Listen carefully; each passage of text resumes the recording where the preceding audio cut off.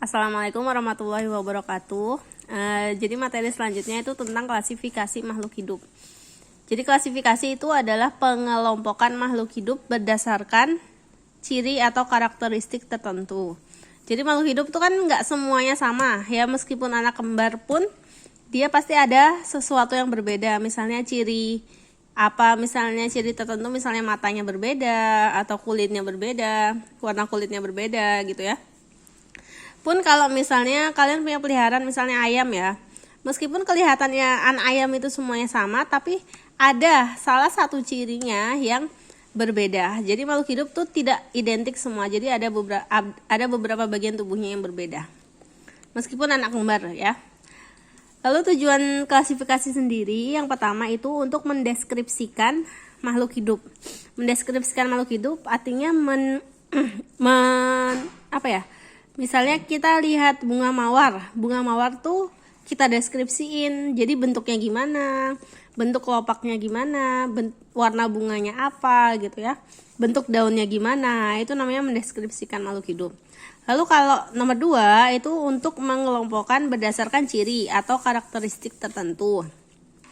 Jadi misalnya kita di rumah nih punya peliharaan ya, misalnya ada hamster, ada ayam, ada ikan ya, lalu ada kambing, ada kucing. Nah, hewan-hewan itu bisa kita kelompokkan.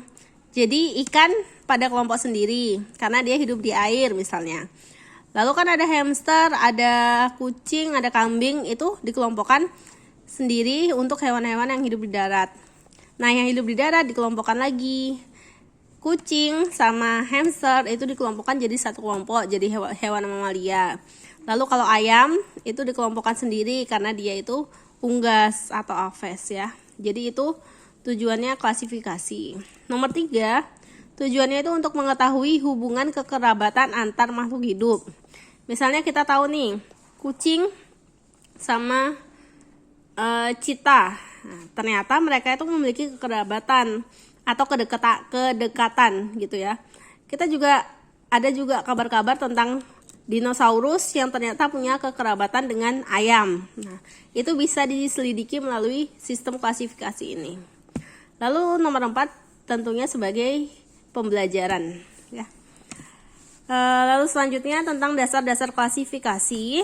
Jadi dasar klasifikasi itu bisa dari persamaan dan perbedaan cirinya. Jadi bisa persamaan dan perbedaan ciri, bisa dilihat dari manfaatnya. Kalau dilihat dari persamaan dan perbedaan ciri, contohnya misalnya ciri morfologi. Morfo ini artinya bentuk makhluk hidup, bisa bentuk kaki unggas, bisa bentuk paruh burung. Lalu ada ciri anatomi. Anatomi itu artinya bentuk organ dalam tubuh. Jadi organ dalam tubuh itu tidak bisa kita lihat secara jelas. Ya, kita bisa lihat dari bagaimana cara makhluk hidup tersebut beradaptasi. Contohnya, xerophyt. Dia ini hidup di tempat atau lingkungan yang kering, misalnya di gurun pasir. Contohnya kaktus. Jadi kaktus itu memiliki selaput lilin yang tebal supaya untuk mengurangi penguapan, itu misalnya. Itu anatominya. Lalu hidrofit, tumbuhan yang hidup di air.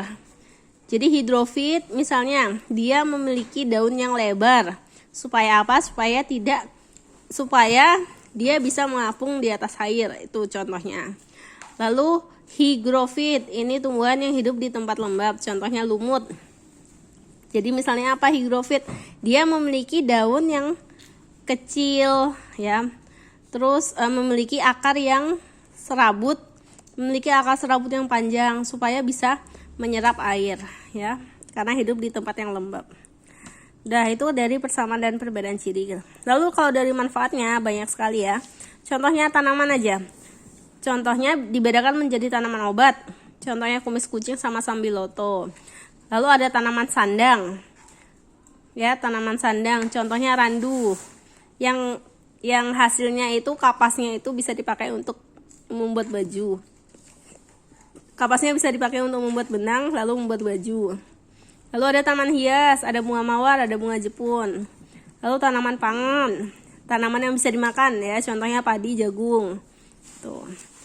Ini dari manfaatnya ya. Jadi itu dasar klasifikasi, bisa dari persamaan perbedaan ciri, bisa dari manfaatnya. Ya, jadi banyak sekali ya dasar-dasarnya ya. Bisa dari jenis makanannya, bisa, boleh ya. Nanti bisa dicari-cari lagi. Lalu kita lanjut ke tata nama ilmiah. Sistem tata nama ilmiah diusulkan pada tahun 1735 oleh ilmuwan yang bernama Carolus Linnaeus. Jadi Carolus Linnaeus itu seorang ahli botani yang berasal dari Swedia. Lalu Carolus Linnaeus itu membuat sistem yang disebut sebagai sistem binomial nomenklatur. Bi itu artinya 2, nomial itu artinya penomoran ya. Nanti kita belajar tentang binomial nomenklatur. Jadi nanti ada dua perbedaan yang bisa kita pilih salah satu berdasarkan ciri dari suatu makhluk hidup gitu ya. Itu namanya binomial nomenklatur. Lalu aturan penamaan ilmiah makhluk hidup yang pertama. Nama ilmiah makhluk hidup terdiri atas 2 kata dalam bahasa Latin. Ini contohnya ya. Ini 2 kata dalam bahasa Latin. Bahasa Latin yang dipakai itu bahasa Yunani biasanya ya. Jadi 2 kata menggunakan bahasa Latin. Lalu kata pertama menunjukkan nama genus atau marga ditulis dengan huruf kapital di awal kalimat. Ini misalnya Morinda citrofolia. Jadi Morinda ini merupakan nama genus. Jadi huruf M-nya yang di depan itu ditulis dengan huruf kapital. Lalu yang kedua, ini merupakan nama petunjuk spesies. Dua kata ini nama spesies. Yang kedua ini nama petunjuk spesies. Huruf depannya ditulis dengan huruf kecil seperti biasa. Oh ya, belum saya tulis. Huruf ditulis dengan huruf kecil. Nanti ditambahin ya catatannya. Ditulis dengan huruf kecil.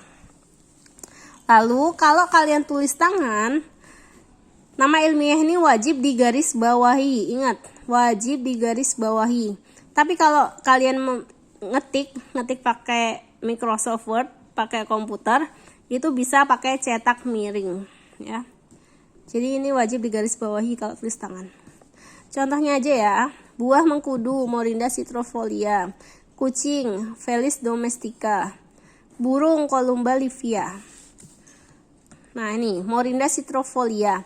Morinda itu merupakan nama genus, citrofolia ini merupakan nama petunjuk spesies. Ya, jadi begini cara nulis nama ilmiah yang benar. Lalu selanjutnya ada klasifikasi 5 kingdom.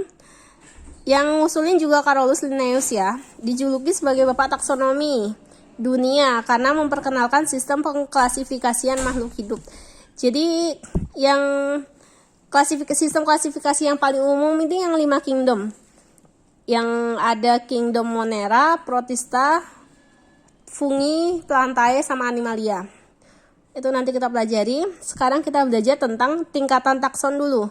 Jadi Linnaeus menggolongkan makhluk hidup ke dalam beberapa tingkatan takson.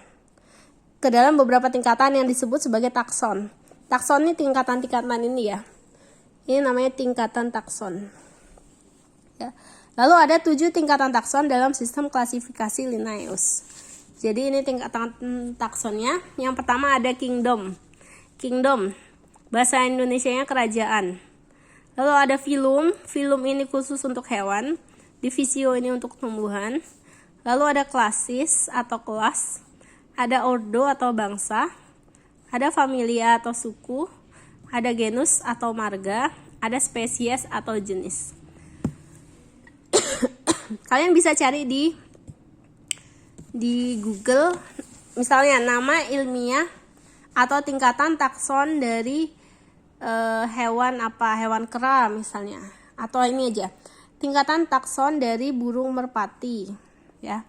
Misalnya kingdomnya dia Animalia, phylum Chordata. Chordata ini hewan bertulang belakang. Kelasnya kelas Aves. Aves ini unggas ya, kelas unggas. Lalu ordo Columbiformes, familinya Columbidae, genusnya Columba, spesiesnya Columba livia. Lalu kalau nih contohnya klasifikasi buah pir. Yang di sini kan pakai filum dia, yang di sini pakai divisi. Jadi beda. Kalau untuk hewan pakai filum, kalau untuk tumbuhan pakai divisio atau divisi.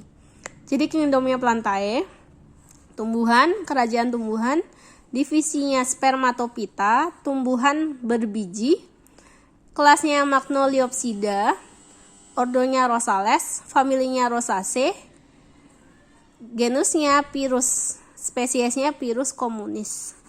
Nah, jadi gitu ya, cara tahu pengklasifikasian makhluk hidup dari kingdom sampai spesies. Nah, nanti ada PR-nya. PR-nya saya share di Google Class. Jadi kalian harus menghafal dan membuat PR ini. Ya. Udah sekian dari saya. Assalamualaikum warahmatullahi wabarakatuh.